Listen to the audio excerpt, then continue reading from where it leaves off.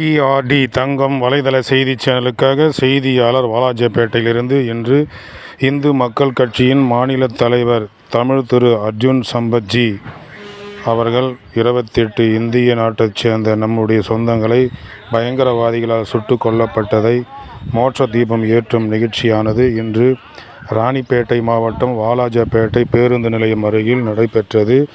இதில் வேலூர் கோட்ட தலைவர் எஸ்கே மோகன் அவர்கள், மாநில ஊடகப் பிரிவு தலைவர் கண்ணன்ஜி அவர்கள், மாநில செயலாளர் மணிவண்ணன்ஜி அவர்கள் கலந்து கொண்டு மோட்ச தீபம் ஏற்றி அவர்களுக்கு கண்ணீர் அஞ்சலி செலுத்தினார்கள்.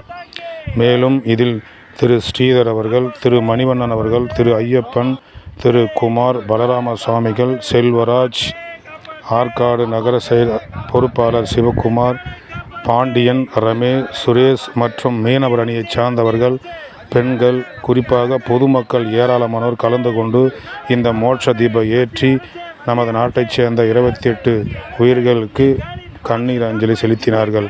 அப்பொழுது பொதுமக்கள் தங்களுடைய கருத்துக்களை சொல்லும் பொழுது மத்திய அரசாங்கம் விரைவாக செயல்பட்டு அந்த தீவிரவாத கும்பலை தடம் தெரியாமல் அழிக்க வேண்டும். இது போன்ற சம்பவங்கள் இனிமேல் நடைபெறக்கூடாது. அந்த அளவிற்கு நமது இந்திய பாதுகாப்பு பலப்படுத்த வேண்டும் என்று பொதுமக்களும் தங்களுடைய இந்த மோட்ச தீபம் ஏற்றும் நிகழ்ச்சியில் கண்ணீர் அஞ்சலி செலுத்தும் நிகழ்ச்சியில் கலந்து கொண்டு தம்முடைய ஆதங்கங்களை தெரிவித்தார்கள்.